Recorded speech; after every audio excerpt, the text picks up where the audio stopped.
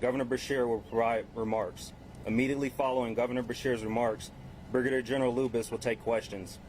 During this press conference, names and details of the service members involved in the crash will not be released until next of kin have been notified.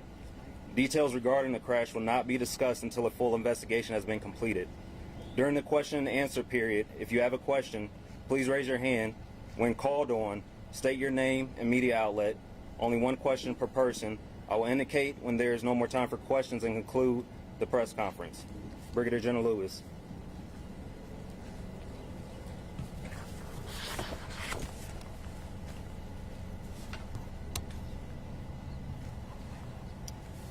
Good morning, ladies and gentlemen, and thank you for being here.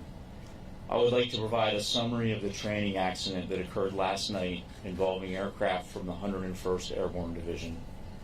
At approximately 10 p.m. last night, 2 of our Black Hawk helicopters were involved in a crash during a planned training flight in Cadiz, Kentucky, that resulted in the death of all 9 service members aboard the aircraft. On behalf of Major General McGee and Command Sergeant Major Knapp, who are currently deployed to Southeast Europe, I would like to express our deepest sympathies to the families of our fallen soldiers. We are currently in the process of notifying their families. Until these notifications are complete, we are unable to provide specific details about our soldiers.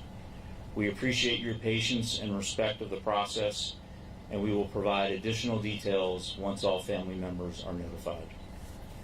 I would like to thank the first responders from Trigg County and the Kentucky State Police for the rapid and professional response and for their continued support. The Army has deployed an aircraft safety team from Fort Rucker, Alabama, who will arrive later today and will immediately initiate an investigation to help us understand what caused this crash in order to prevent accidents like this from happening again. This is a truly tragic loss for our families, our division, and Fort Campbell, and our number one priority is caring for the families and the soldiers within our Combat Aviation Brigade. Our entire Fort Campbell community is surging resources in support, and our thoughts and prayers are with these families and these soldiers during this difficult time. Ladies and gentlemen, Governor Beshear would like to deliver some short remarks.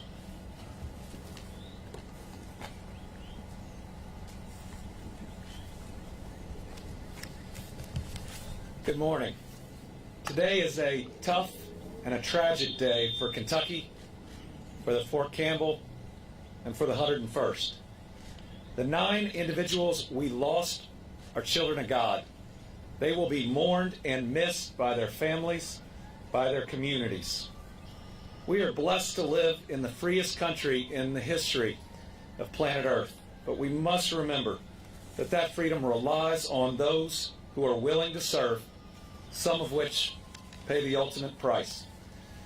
We know a lot about loss in Kentucky, especially these last 3 years. We're going to do what we always do. We're going to wrap our arms around these families. And we're going to be there with them, not just for the days, but the weeks and the months and the years to come. We're going to let them know that they are loved, they are special. And if they'll allow us to carry some of their grief, we'll do that for as long as we can. My faith teaches me that while the body is mortal, the soul is eternal, and we will see them again. This morning I talked to Governor Bill Lee, who expressed his grief for this loss and his similar commitment to these families. There are no state lines when it comes to taking care of these families and helping them with their grief. Finally, I also want to thank the first responders who came from the entire region. They're on the ground immediately after this incident, doing everything that they could. The first responders included the Kentucky State Police, Trigg County Emergency Management, Trigg and Christian County Sheriff's Offices, Trigg and Marshall County Rescue Squads, East Golden Pond and other Trigg County Fire Departments, Trigg County EMS, and the Christian County Emergency Management. And so here in Kentucky, and I know in Tennessee, we love Fort Campbell. We love all the people that live here and that work here. They are part of our community, of who we are. Their loss today is our loss. And we're going to stand with both those that are here today, and again, we're going to make sure that these families know that they are loved and that they are not alone. Thank you.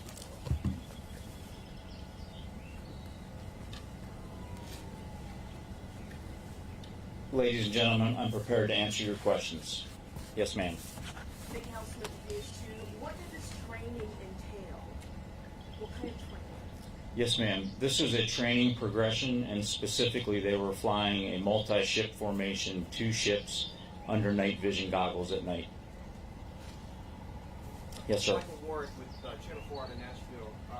For folks unfamiliar with the training exercises, is it typical to have that many people on a helicopter? Was it 5 and 4, or how many were on each helicopter? And is it typical to have that many on a helicopter in that sort of training exercise? Yes, sir. It was 5 and 4, and that is fairly typical.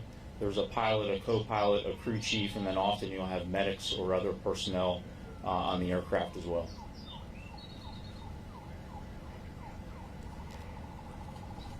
Yes, ma'am. Hi, Jacqueline with ABC News. Do you have any, or can you shed some insight onto the conditions perhaps leading up to the crash? Or do you have any insight into what caused this crash? We have a safety team coming from Fort Rucker, Alabama, who specialize in aircraft safety and specifically these investigations. We hope to have them on the ground sometime later today, and they're bringing a very diverse and talented team that will look at every possible contributing factor. And I think in a short time we will have a much better understanding of what may have contributed to this accident. Yes, ma'am.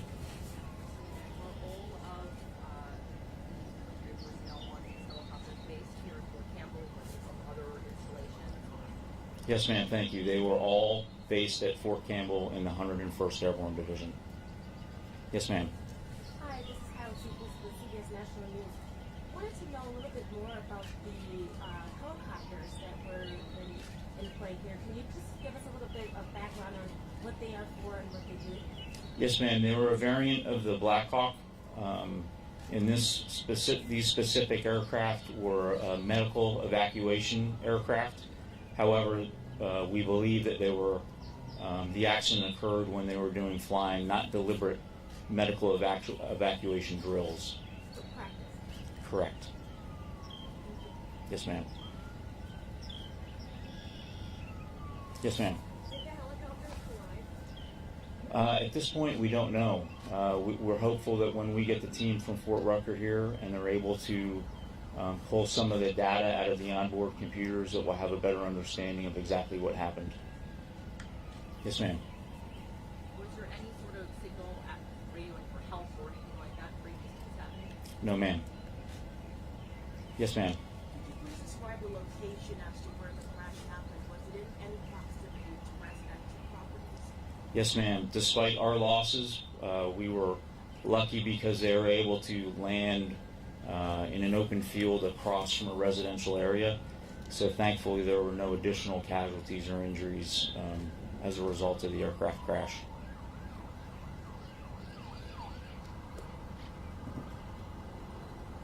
Yes, sir. Jerry with ABC out of Nashville. Are these helicopters you talked about getting data from them? Are they equipped with like a black box like we hear when passenger planes go down, or is it more just computer type instruments that you would look at? Yes, sir. They do have something very similar to the black boxes that we see on the larger aircraft, and we're hopeful that that will provide quite a bit of information of what occurred.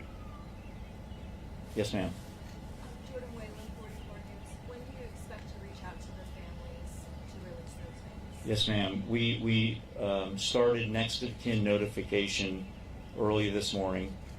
We have some family members that are in the local area that we were able to contact fairly quickly, but we also have some family members across the United States and a few outside of the United States.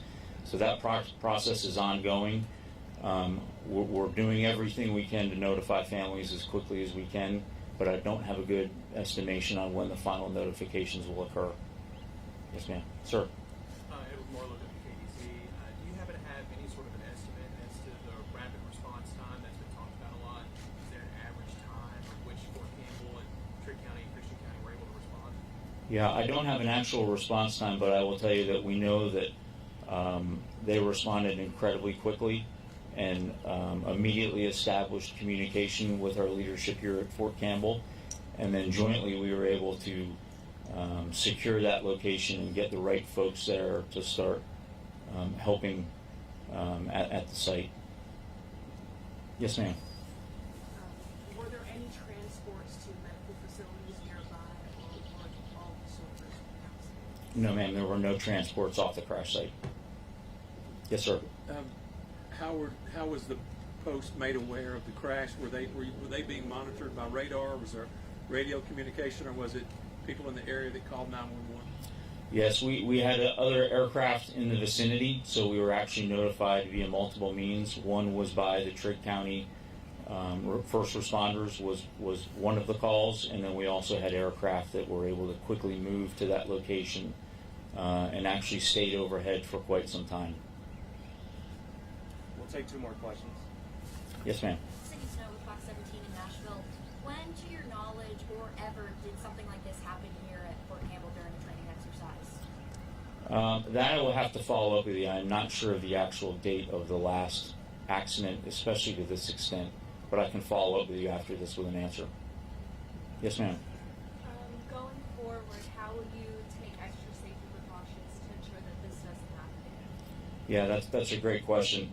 Everything we do, safety is integrated into this. And for context, when we do any training, but especially aviation training, they do very, very detailed planning, very detailed rehearsals.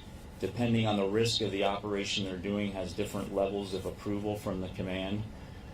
So we will always relook our safety precautions and our measures. But this was, like all of these training events, safety is a primary focus for us.